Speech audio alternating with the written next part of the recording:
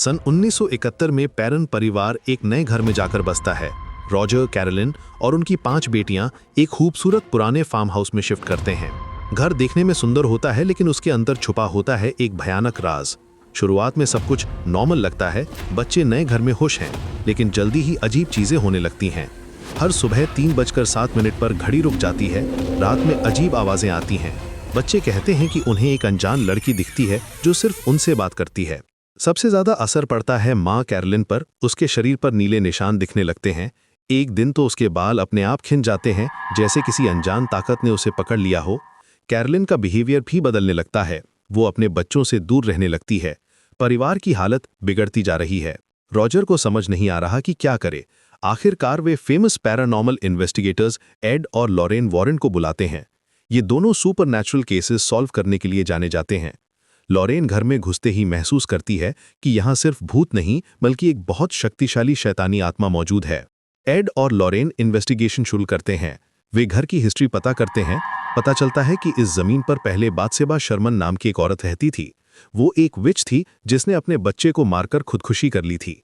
मरने से पहले उसने अपनी आत्मा को इसी जमीन पर बांध कर दिया था, ताकि जो भी माँ यहाँ रहे वो अपने बच्चों को मार दे। धीरे धीरे ये शैतानी ताकत घर पर नहीं, बल्कि कैरोलिन के शरीर पर कब्जा करना शुरू कर देती है।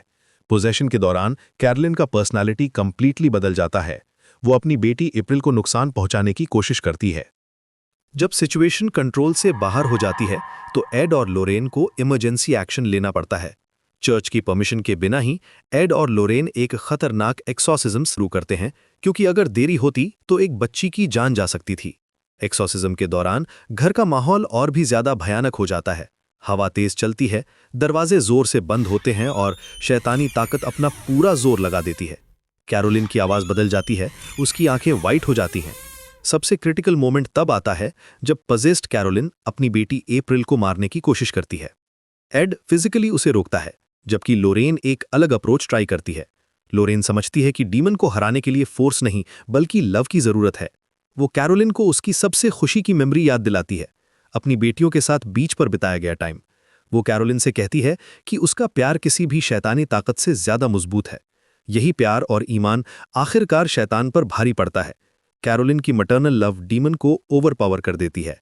एक लाउड स्क्रीम के साथ शैतानी आत्मा कैरोलिन के शरीर से निकल जाती है। एक्सॉर्सिज्म सक्सेसफुल हो जाती है। कैरोलिन वापस नॉर्मल हो जाती है और अपनी बेटी अप्रैल को गले लगाती है। परिवार सेफ हो जाता है, लेकिन वे उस घर को छोड़कर चले जाते हैं। वॉरेन कपल जानते हैं कि शैतान का खतरा दुनिया में अभी भी जिंदा है, लेकिन इस केस से उन्होंने सीखा कि लव और फेथ की पावर कितनी स्ट्रांग होती है। द कंजरिंग सिर्फ एक हॉरर फिल्म नहीं, बल्कि ये एक कहानी है माँ के प्यार, विश्वास और अंधेरी ताकतों के बीच संघर्ष की।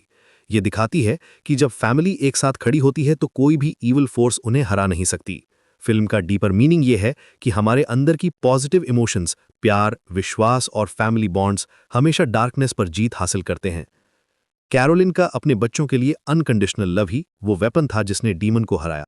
आज भी एड और लॉरेन वॉरेन जैसे इन्वेस्टिगेटर्स दुनिया में सुपरनैचुरल केसेस सॉल्व करते रहते हैं, क्योंकि गुड और ईविल के बीच ये बैटल हमेशा चलती रहती है।